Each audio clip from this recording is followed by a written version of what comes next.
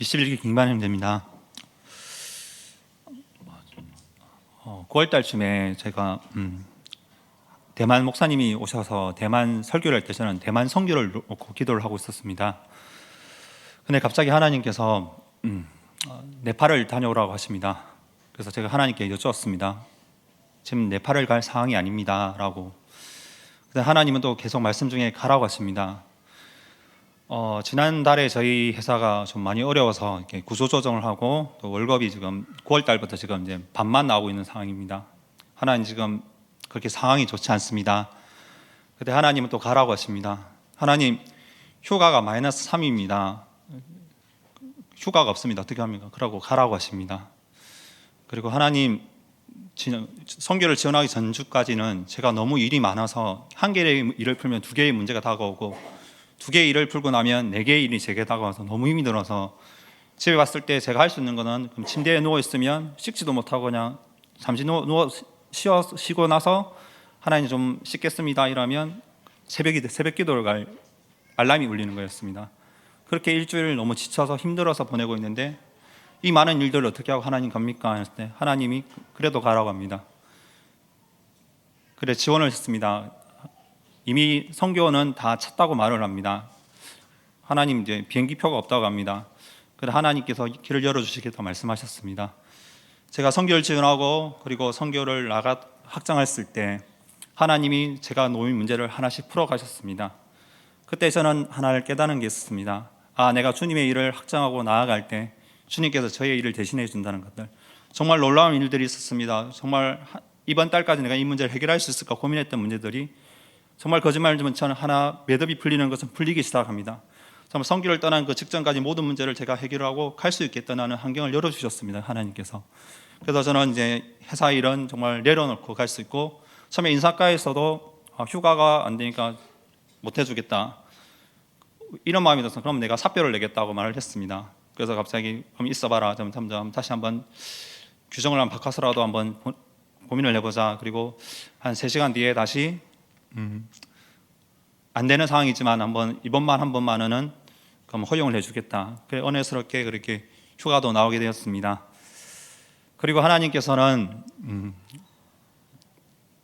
직전에 목사님 통해서 가족을 놓고 기도하게 하셨습니다. 저는 고등학교 1학년 때 처음 예수님을 믿었습니다. 그리고 고3 때 전 목사님을 통해서 정말 예수 그리스도를 나의 구주, 나의 하나님을 영접하였습니다. 그리고 20년 동안 제 기도 제목 하나가 이루어지지 않은 게 있다면 가정의 그런 복음이었습니다. 하나님 저에게 말씀하셨습니다. 주 예수를 믿어라. 그럼 너 내 가정을 구원해 주시겠다고. 날마다 기도하면서 하나님 왜 우리 가정의 구원이 이루어지지 않는다고 기도했을 때 하나님은 더 기도하라고 하십니다. 선교 떠나기 전에 일주일 금식을 하였습니다. 하나님, 제가 20살 때 카자흐스탄에 선교를 갔을 때 저희 할아버지가 돌아가셨습니다. 그때 많은 눈물이 났었습니다.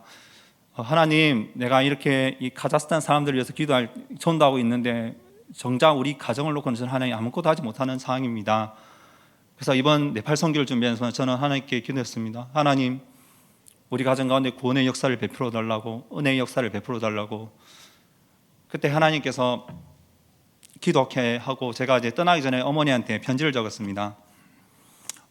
사랑하는 어머니 그리고 그 가족들, 그리고 하나님, 제가 네팔 사람들 너무 사랑해서 하나님이 저를 너무 사랑하셔서 네팔에 전도하러 가게 됩니다. 부모님이 예수님을 믿었으면 좋겠습니다. 그리고 저를 위해서 기도해 주셨으면 좋겠습니다.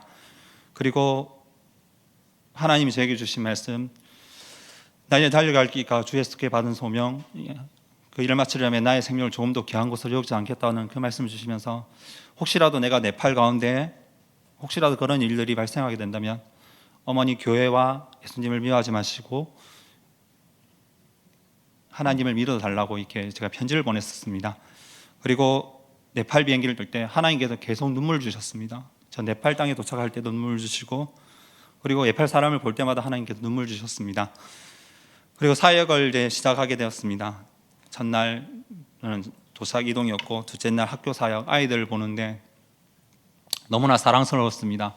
그 작은 손 하나 안에 꽃을 들고 우리를 기다리는 그 모습을 볼 때 하나님이 왜 저를 이곳에 보내셨을까? 그 아이들을 통해서 정말 예수님이 살아계시고 역사하심을 알게 되었습니다.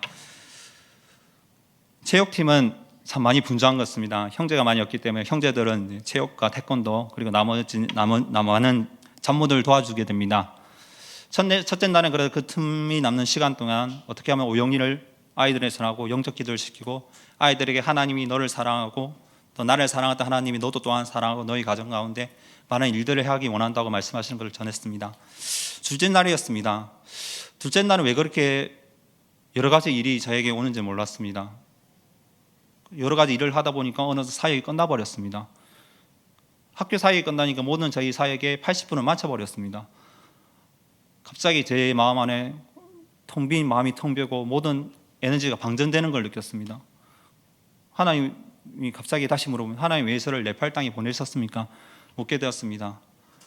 하나님 오늘 제가 아무 복음도 저는 기대했던 게 정말 성령의 사도행전 같은 역사가 이 네팔 땅에 일어나길 원한다고 그렇게 기도하고 왔는데 아무런 변화를 보지 못했을 때 제 안에 오는 답답함들 그리고 공허함들이 밀려왔습니다. 그래가지고 저녁도 저는 먹지를 먹을 수가 없었습니다. 그래서 방에 가서 벽을 향해서 하나님께 기도하고 있었습니다. 하나님 저를 네팔에 보낼 목적이 무엇입니까? 하나님 왜 제가 이곳에서 하나님 사역을 해야 되는데 계속 물었습니다. 그때 하나님께서 선교사님을 통해서 하신 그 말씀을 기억나게 해주셨습니다. 지금 네팔이 많이 아파하고 있습니다. 네팔이 많이 눈물을 흘리고 있습니다. 인도에서 기름과 전기를 공급하지 않아서 많은 사람들이 정전과 그리고 휘발유를 넣기 위해서 3-4시간을 기다리고 있는 그 네팔 사람들을 보게 하였습니다. 선교사님 부탁했습니다. 이 네팔이 지금 아파하고 있다고 지진 이후에 가장 힘들어하는 것이 이 네팔 사람들이 힘들어하는 것들을 보게 하셨습니다. 하나님께서 말씀하십니다. 이 아파하는 네팔을 위해서 기도해 달라고 말씀하십니다. 이 힘들어하는 네팔을 위해서 기만한 너가 이 힘들어하는 네팔을 기도해 달라고 하십니다. 놀라운 일이 있었습니다. 저는 기도를 20-30분 한 줄 알았습니다. 무릎을 꿇고 주님께 계속 네팔 향한 기도를 하고 있는데 제가 7시에 기도를 들어갔는데 마치니까 9시 반이었습니다. 9시 30분, 2시간 반 동안을 기도하게 됩니다. 저는 짧게 기도했다고 생각했는데 계속 하나님이 나를 만지시고 나를 터치하시고 내 가운데 그 네팔을 향할 마음들을 주셨습니다. 더 놀라운 것은 다음날 새벽 기도를 통해서 하나님께서는 저의 기도 제목이 확신을 주셨습니다. 목사님 통해서 우리 피가 반이 네팔이 돼서 네팔을 위해서 우리가 눈물을 흘려서 기도할 수 있는 시간을 갖자. 그리고 한 목사님이 설교 히스기야 11기야 20장을 설교하시면서 히스기야가 벽을 향을 놓고 기도할 때 그의 수명이 15년을 연장되는 걸 보게 하시면서 저에게 정말 많은 은혜 그리고 코리아 파티를 준비하면서 그 스태프들 위해 기도해 달라고 했습니다. 스태프들이 예수님을 믿는 이유로 가정에서 핍박당하는 것들 성경을 찢어서 화장실을 보고 그리고 버리고 나올 수 없는 그 상황을 보면서 제가 하나님을 믿을 때 그렇게 믿었거든요. 성경을 보면 성경을 부모님이 찢어버리니까 어쩔 수 없이 이불 속에서 후라시를 들고 성경을 읽게 하고 아니면 성경 커버를 이제 국어 자습서라고 이제 적어 놓습니다. 그 커버를 입혀서 국어 자습서라고 적어 놓습니다. 그래서 성경을 읽게 하셨습니다. 그 힘들어하는 그 지체들을 보면서 하나님께서 계속 아파하는 사람, 이 네팔을 향해 아파하는 한 영혼을 찾았었구나. 그럼 내가 중보하고 기도해서 하나님 제가 이 네팔을 위해서 중보하겠습니다. 기도하겠습니다. 정말 하나님께서 기도를 많이 시켰습니다.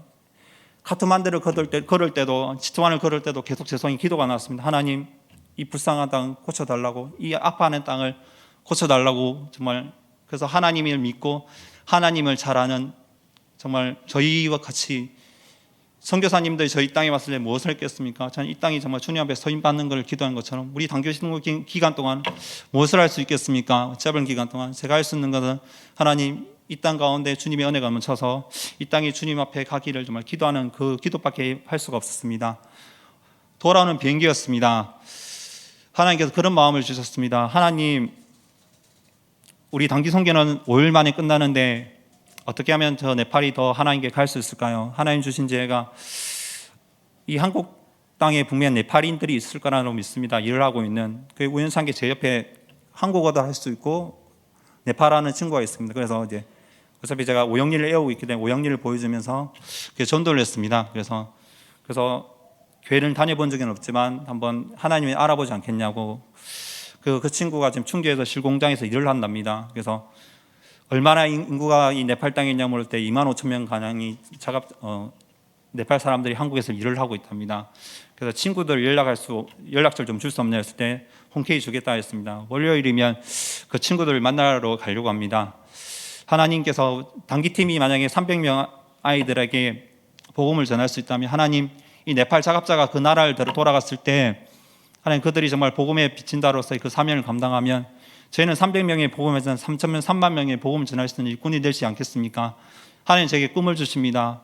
너가 그 일에 헌신하고 나갈 수 있다면, 이 한국 땅에서 일하고 있는 그 사람들이 도움을 줄 수 있다면 네가 도왔으면 좋겠다고 하나님 저에게 말씀하십니다.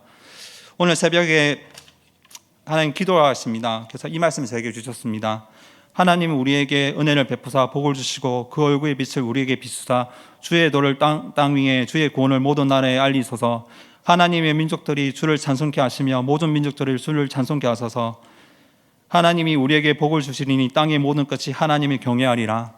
하나님은 저에게 복을 주십니다. 그 분명한 사실은 그 복을 통해서 하나님 나라가 또 세계 모든 열방이 주님께 나아가기를 원하시는 것이었습니다. 감사합니다.